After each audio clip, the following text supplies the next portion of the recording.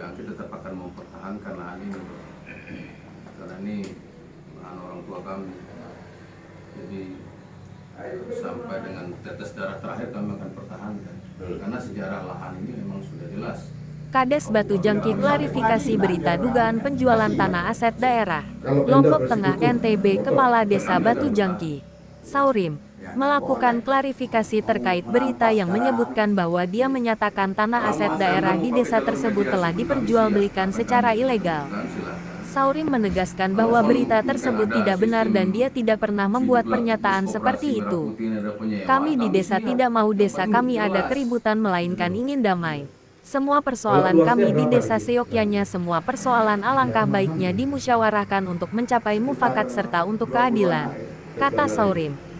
Ia juga bercerita pihaknya setiap ada pembangunan di desa pihaknya tetap berkoordinasi dengan pihak pemerintah terkait lahan yang akan digunakan untuk setiap pembangunan di desa tersebut. Kades menegaskan bahwa jika setiap pembangunan kalau ada masalah sebaiknya ditunda masalah serta menunggu petunjuk dari pemerintah Kabupaten Loteng.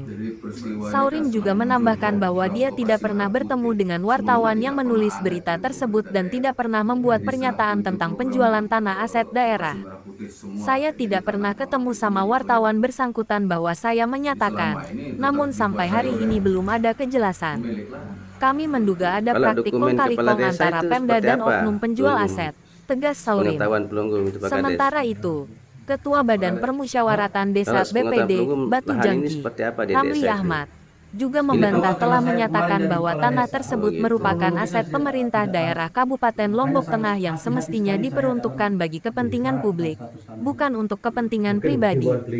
Pernyataan saya itu sangat terlalu jauh, tegasnya. Ahmad Halim dari LSMARB meminta pemerintah daerah Lombok Tengah segera memberikan penjelasan resmi dan menyelesaikan persoalan lahan tersebut secara transparan dan berkeadilan.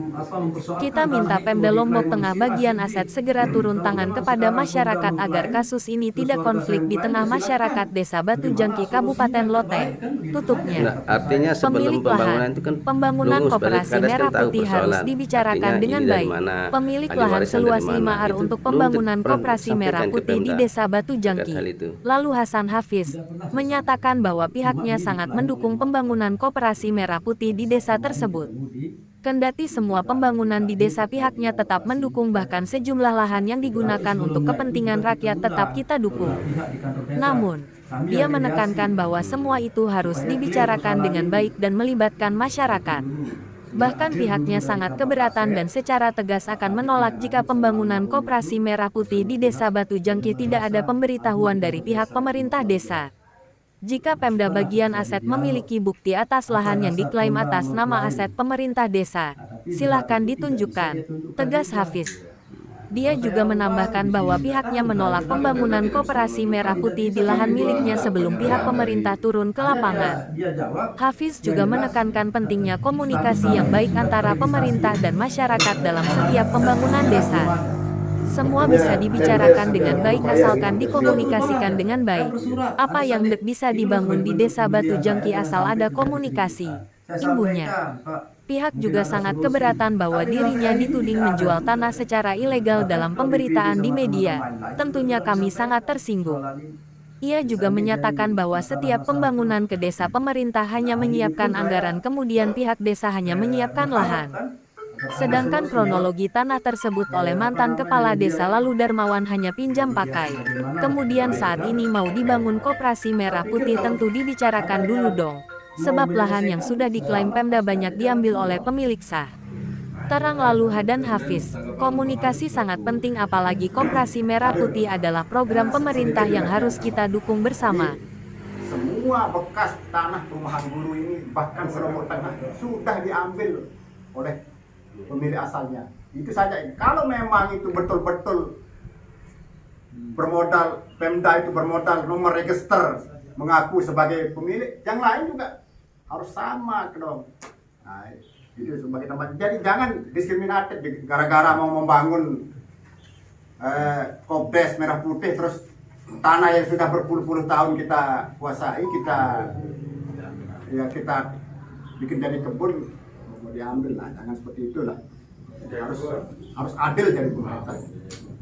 Silakan sedikit ya, teman-teman dari media mungkin mantan kepala desa pertama dulu. Nah, akhirnya dijawab langsung oleh kepala badan waktu itu, Pak Kepala BKD, kalau bermasalah tinggalkan, tidak usah dibahas. Tidak mungkin kita bangun kalau bermasalah, kan begitu jawabannya. Ya sudah, yang ada hanya pasar desa. Akhirnya di centang kuning masih tanda tanya kan, bisa tidak. Tapi ternyata setelah saya ukur diskusi tidak cukup dan tidak respektatif karena akan ada dikorbankan pasar itu. Jadi kemarin kan ada di salah satu media statement keluar, statement dari saudara kita dari BPD kan, termasuk ada juga berstatement di sana. Coba kepala BPD bisa menjelaskan itu betul statement dulu di sana atau seperti apa? Nah, bukan seperti itu. Cuman pertanyaannya kemarin kan memang karena ini sedang sengketa, kita sudah mencoba untuk meminta rekomendasi, namun ditolak. Sampai hari ini kan belum ada keluar rekomendasi Pemda, sehingga pembangunan ini kan tidak bisa jalan. Saya jawab seperti itu saja. Terus tapi di bahasa media berbeda. Nah, kalau sempat saya jelaskan kronologi ketika ada mediasi, itu saja kan. Artinya bagi satu ketahui BPD tidak pernah menyampaikan apa yang diisi dalam berita ini. Tidak pernah. Dan itu terlalu jauh. Terus Pak Kades juga ada di dalam berita itu menyampaikan apa? Itu yang saya sayangkan. Saya juga kaget ketika saya buka berita itu, kok ada nama kepala desa pada diwawancara, nggak pernah ditelepon, di SMS, ketemu saja dengan orangnya, wartawan nggak pernah. Kalau teman-teman media Lombok Tengah pasti konfirmasi dulu. Nah, tapi ini tidak pernah sama sekali kok ada nama saya, bahkan bunyinya di situ, itu yang saya bikin kaget. Kok saya menduga Pemda dengan penjual Kong kali Kong. Nah, ini sangat tidak pernah, apalagi itu saya sampaikan. Justru saya tidak menginginkan ada keributan, menjaga kondisivitas desa saya. Sehingga kedua belah pihak ini serdam. Saya mediasi di kantor desa ribut kan. Itulah upaya-upaya yang tidak. Jadi untuk sampai saat ini pemilik lahan Pak saudara kita Pak Sanad Hasan di sini tetap akan mempertahankan lahan itu. Sebab waktu mediasi di awal di BKD, pihak pemerintah tidak bisa menunjukkan apakah ini dapat hibah atau jual beli lahan tersebut, begitu. Jadi mungkin Anda bisa menjelaskan kronologi asal mula tanah ya, di Jadi kembali terkait dengan pemberitaan ini. Jadi seharusnya pihak media itu bersifat independen. Jadi harus mengkonfirmasi kedua belah pihak dulu. Ini kan tidak berimbang ini pemberitaan ini. Jadi seharusnya kalau media itu betul-betul media ya, harus independen. Ya jangan sebelah saja dikonfirmasi. Yang paling menonjol itu apa pernyataan di media itu sehingga perlu merasa tersinggung itu? Yo, karena menjual secara ilegal. Nah kan betul-betul kita merasa tersinggung gitu. sementara tidak pernah dijual. Ya. Lalu masalah kronologis tanah ini kan dulunya sebelum dibangun kan waktu itu kepala desanya lalu Haji Lalu Darmawan. Jadi karena setiap pembangunan yang ada di desa itu dulu pemerintah desa diminta menyiapkan lahan. Jadi Pemda itu hanya menyiapkan dana untuk pembangunannya. Jadi desa itu diminta menyiapkan lahannya. Nah pada waktu itu sebagai kepala desa Haji Darmawan kebetulan keluarga, ya sifatnya pinjam pakai dulu. Itu pun untuk perumahan guru, bukan yang lain-lain. Nah sekarang ini mau dialihfungsikan ya saya kan kebadan, dan setahu saya perumahan guru ini bukan yang ini saya, bukan tanah saya. Ada di lain tempat juga, itu semua sudah diambil itu sama pemiliknya. Jadi seharusnya Pemda kalau memang betul mengaku mengklaim bahwa tanah bekas perumahan guru itu adalah milik Pemda aset daerah, seharusnya yang lain juga diperlakukan yang sama dong. Dibuktikan ya. Iya, itu. Dan ini kan diskriminatif. Kepala desa Pemda ini kan tidak boleh seperti itu.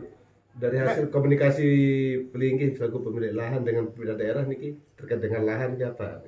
Bukti apa yang dimiliki sama Pemda? Apa dia miliki? Tidak ada. Mana kan pernah saya tantang di kantor desa, mana buktikan dulu. Apakah pernah saya, jangankan surat jual beli, kalau ada surat bukti penyerahan hak, kayak pelimpahan namanya kan, pelimpahan. Saya minta, tidak ada. Makanya mengklaim itu mencatat nomor registrasinya. Ini menurut saya, karena dana kan dipakai uang negara, jadi harus jelas duduk perkaranya kan. Nah seharusnya sebenarnya itu hanya diregistrasi supaya jelas kedudukan dana yang dikelontorkan oleh daerah itu maksudnya diregistrasi. Saya paham itu. Bukti kepemilikan abang. Bukti saya punya dan saksi juga kuat. Semua orang tahu ini bahwa saya pemiliknya. Bukti surat ada. Artinya Pemda ini mau ada dugaan mau merampas lahan Pelinggi. Ya termasuk itulah barangkali.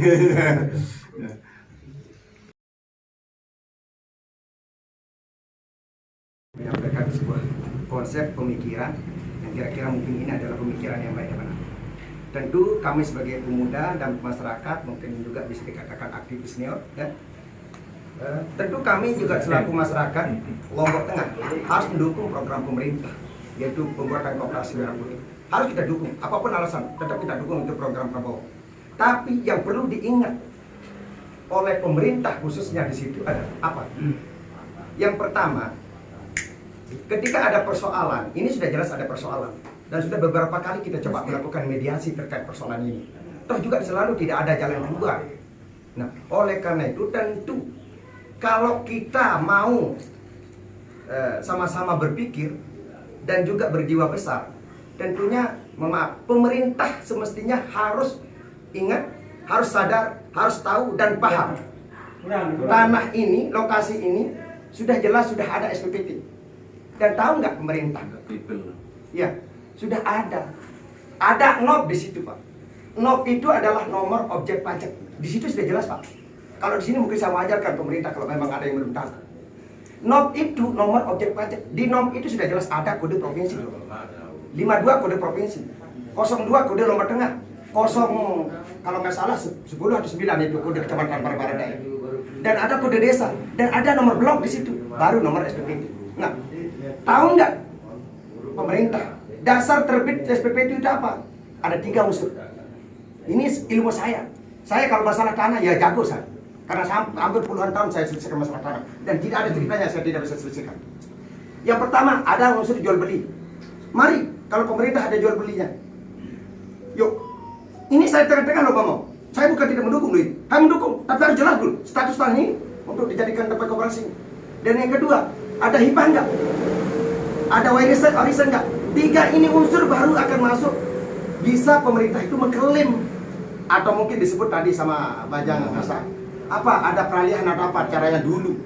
Karena ceritanya atau penyerahan. Karena cerita dulunya memang bepuk balut keluarganya besarnya mereka adalah jadi pemerintah di sini. Tidak menutup kemungkinan ini kami punya keyakinan di situ. Istilahnya pinjam pakai biasalah di situ yang penting ada uang untuk dibangun saja. Nah, itu yang pertama. Dan yang kedua, mohon maaf, pemerintah juga harus bersifat adil dalam hal ini. Kami minta di situ, jangan diskriminasi. Artinya contoh di SDN Pampang contoh. SDN Pampang itu mungkin kayaknya sudah setengahnya diambil sama pemilik. Kenapa? Karena pemilik menyatakan mana bukti Anda mau beli. Kalau memang sudah dibeli, tidak bisa ditunjukkan alhasil sehingga diambil oleh pemilik dan masyarakat ahli warisnya. Nah, tidak menutup kemungkinan halnya seperti itu. Nah, oleh karena itu timbul pertanyaan lokal bagi kami, apa bedanya dengan SD lain? Barusan sudah disinggung SD Padang Tinggal. Ada juga banyak perumahan di sini. Ada juga yang SD 2 sudah diambil. Apa bedanya? Kan sama-sama itu perumahan guru. Nah, oleh karena itu saya mohon dengan hormat, pemerintah melalui media ini, ya, pemerintah melalui harus bersikap arif dan bijaksana agar melahirkan sebuah keadilan bagi seluruh rakyat Indonesia. Mohon maaf, kenapa? Jangan sampai masyarakat ada yang dijadikan korban pembangunan pemerintah, itu kami tidak setuju dan tidak sepakat. Tolong diselesaikan secara arif dan bijaksana, secara musyawarah dan mufakat untuk melahirkan sebuah keadilan. Itu harapan dan keinginan kami dari aktivis senior. Itu saja mungkin dari kami sebentar. Terima kasih.